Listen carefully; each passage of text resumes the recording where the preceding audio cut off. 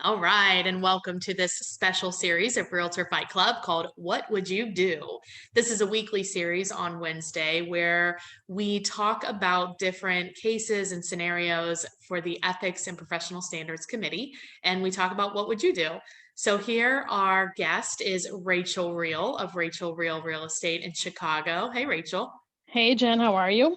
Great. How are you? All right. Good. All right. So what we'll do is Rachel will read the case and the code of ethics standard, and we'll talk about it, and then we'll decide if we were right. All right. So the first one we're going to talk about today is Article 1. So the case we're going to talk about is listing property at an excessive price, Oh, which it can be a violation of Article 1, Standard of Practice 1-3. So to recap, Article 1 says when representing a buyer, seller, landlord, tenant, or other client as an agent, realtors pledge themselves to protect and promote the interests of their client. This obligation to the client is primary, but it does not relieve realtors of their obligation to treat all parties honestly. When serving a buyer, seller, landlord, tenant, or other party in a non-agency capacity, realtors remain obligated to treat all parties honestly. If you look at Standard of Practice 1-3, which falls under Article 1, that says that realtors in attempting to secure a listing shall not deliberately mislead the owner as to market value. ooh. Gee, we've talked about this. This is, have you ever encountered this, Jen? Have you ever had to come in as You cleanup? mean today? No, as cleanup for somebody who has another agent who has Oh, yeah. overpriced a listing in order to get it? So many times. So Yeah. many times, right? Buying the And list. if buying the listing, it needs to stop. I can think of two agents right now that I just follow around. Right. Yes. Yes. And I think we all have, a couple in our market where we do clean up on aisle 7 after the listing expires. Right. Okay. So we're going to discuss this particular case Okay. that talks about exactly the situation and see whether or not we think they were in violation of Article 1. Okay. Mr. A was about to retire and move to a warmer climate and had discussed this. I know I want to be Mr. A right now. It's cold here, although it's 50 something today, so I'm not going to complain. Yeah. So, Mr. A was about to retire and move to a warmer climate and had discussed the sale of his home with a number of brokers. He dropped in on Realtor B to discuss the matter and said that various brokers had told him he should expect to sell the property from 150 to 158. "Well, that sounds low to me," said Realtor B. "Property moves well in that neighborhood, and I recall that your house is in good shape and well landscaped. Give us an exclusive on it at 168, and we'll make a strong effort to get you what your property is really worth." Realtor B got the listing. Okay. He advertised the property, held it open on weekends, had many inquiries about it, and showed numerous prospective buyers through it for a few weeks, but received no offers. When activity slowed and the client became concerned, Realtor B was reassuring. "We'll just keep plugging till the right buyer comes along," he said. When the 90-day exclusive expired, Realtor B asked for a renewal. He told the client that new houses coming on the market were adversely affecting the market on resales of existing houses and recommended lowering the price to 158.9. Don't even get me started. Client A ruefully agreed, but the lowered price did not materially increase buyer interest in the property.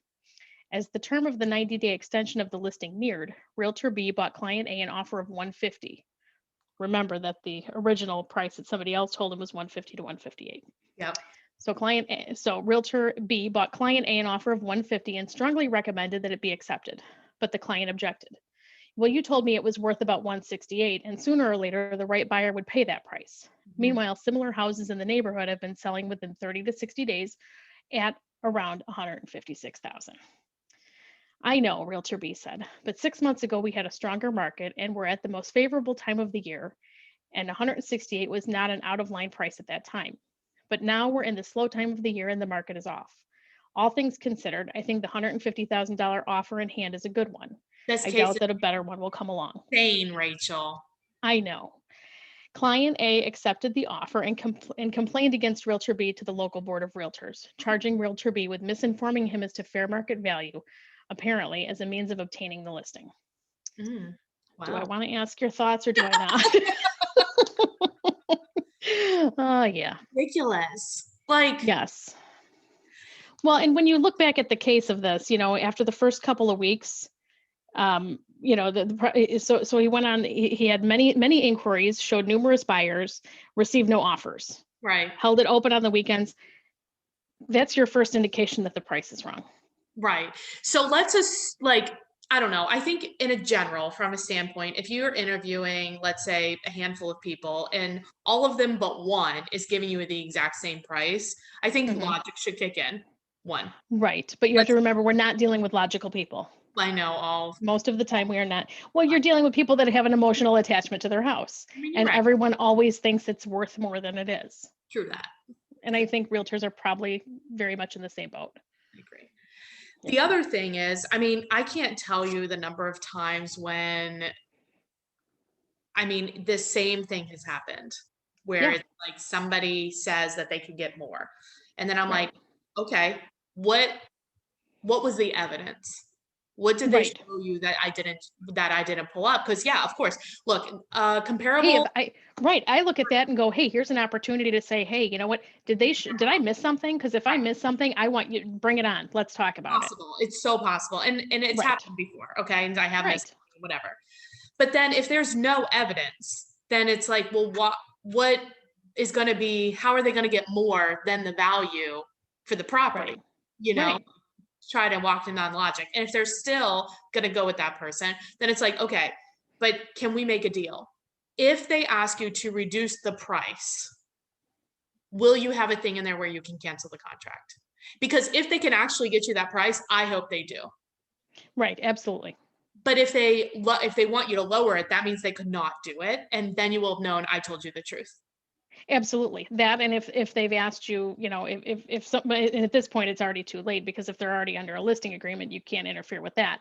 No, I'm However, if you're sitting there and you're interviewing somebody and they're saying, hey, I think I can get you this, but hey, in 2 weeks, if that's not the right price, you got to promise to reduce it. yeah, Newsflash, that's buying the listing and ensuring that you're dropping that price within a 2-week period. right. Exactly. Now, So now we can't predict the market. So like no, it could have happened that it was a good market and then 6 months later it was a totally different market. I mean, that can happen. That price is absolutely. not that much different. I mean, Right, right. it was what, 10%? Something. Right, it was the original agent said 150 to 158, and this other agent came in and said, I can get you 168. Yeah, so But 10,000. that's But right, right. And I guess at that price point, that's enough that you lose people. I mean, we see even every day that if something's 2 or 3,000 overpriced, it can be the difference of getting somebody in the door. well, now it is. It didn't used to be Yeah, like that, but right, now the right. negotiation room is nothing, you know? Is right. It's slim to none. Yeah, and even when it was more of like a buyer's market, it was still like only a couple of percentage points. They don't Most buyers these days don't want to negotiate that strongly on price. Right, right. Well, they know right now in this market, there's no negotiating. There's really Right. no room at all. You're lucky if you're the first one in the door. Consider yourself lucky. Yeah. But yeah, it just doesn't make any sense. It doesn't make any of us look good when somebody is out there in the market making it, coming off like that they're the only ones that can get you X amount higher. I've Yeah. been known to meet up with sellers and say, if I'm the third person in the door, what was the lowest? Is this the lowest one? Take the lowest one. Take the Right. lowest estimate, because that's the most likely one that's going to be most accurate. Right. Exactly. Don't It's fall into the pit. Don't fall into the pit of the of the highest price. no, And typically I'll sit down with sellers and say, we're not even going to talk about that, because you should not be picking an agent based on who gives you the market value that you like. it's the market value is the market. We don't make it up because if we were We making don't make it it up, it up. would be a lot higher. I tell them that too. Exactly. It's like pick the market is what it is, and we can look at it together and decide because Right. more brains are better than just one, right? So like we can look Absolutely. at it together. But yeah, pick the realtor based on anyway. Right. Yes. No, you don't buy a listing. It's why our reputation suffers, from time to time, because things like this happen, and that needs to not happen anymore. Agreed. Yes. Okay. So let's see what the hearing panel said. Okay. So at the hearing, the facts as set out above were not disputed. Okay. Questioning developed the additional fact that at the time of the original listing, Realtor B had not gone through the house to make a systematic appraisal of opinion of value, and that his recommended offering price was not based on a systematic review of sales in the neighborhood. Members of the hearing panel pointed out that the neighborhood in question was a development of houses, basically the same in size and quality, that had been put on the market about 10 years ago at prices, 10 years earlier at prices varying from 145 to 150. Mhm. that good location and land development prices had maintained a good market for resales, but there was no indication that any property in the immediate neighborhood had been resold for as high as 160. Mm. When told that circumstances tended to bear out the complainant's charge that Realtor B's recommended price was a stratagem to obtain the listing, Realtor B's defense was that he felt that he had a right to take an optimistic view of the market. Don't even. It was concluded that Realtor B was in violation of Article 1 of the Code of Defense. Ethics. Like, Right. look, I'm That optimistic. was a really right. That was a really bad defense. Is that the Um, same as an insanity plea? right. I think it might be. So, I mean, in reading through the findings too, this almost looks like the way I'm reading this is that this was a subdivision that was only about 10 years old, where you've got four different models of houses. There really isn't a whole lot of room for, Right. you're not looking at a neighborhood where things are varied in terms of size, Right. cost, finishes, prices. This is a subdivision where it's about as good as you can get when it comes to comparables Right. and being able to be accurate. Yeah. There's no way if you're in a subdivision where things had all sold for between 150 to 158 that you're getting 168. No, not There's happening. nothing to back that up. Mm-mm. Additionally, too, when I have that conversation with sellers, it's like, hey, we're going to look at this from the point of view of an appraiser. So Yeah. when your buyer comes in here, their lender's going to order an appraisal. Mhm. And if they don't have the data to support this price, Yeah. and they're looking at the same data that we're looking at, they don't have it, we're going to lose our footing and we're going to have to renegotiate price now from Yeah. a really crummy spot. Right. Right now, you hold the cards to be able to put this and position it correctly. Right. You lose those, you're losing You some lose footing. everything. Yeah. No, that's exactly right. Oh my gosh. That's Yes, hilarious. So that, isn't it? And he never went through the house. I mean, even if he didn't go through the house, he still could have come up with the right price, it sounds like. Right. It Like, sounds like it's entirely possible. it's Right. not difficult. I don't think, and maybe we should have a fight club about this. Like, do you have to go through the property to estimate the value? You know? Yeah. You know what? As much as I'd like to say no, yes, you have to. Oh, you're not going to be the tiebreaker on that one. I'm already eliminated. You're banned. You're banned. Because think about how many times people tell you their house is just it's awesome, it's beautiful, it's super clean, it's this, it's that, and you get in there and you go, was I on the phone with the same person? Because I don't know about you, but this is not clean, this is not updated, this is not anything. You mean the cat pee smell isn't clean? No, it's not. No. And you have to be able to smell a house to price it appropriately. I I'm mean, sticking with that. you're right. You must have to You see. should I have am right. when You the have to. internet becomes scratch and sniff, that'll be like the whole new. Then we'll re-talk about it. But it's not scratch and sniff, and until it becomes scratch and sniff, we have to go in. That would be. I'm not even gonna. We're gonna. Okay.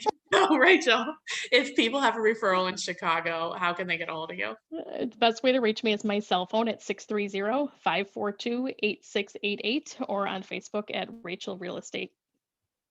Perfect. I love it. All right. Yes. Thanks again. It was such a pleasure. Talk to you Sounds good. Thanks, Jen. You bet.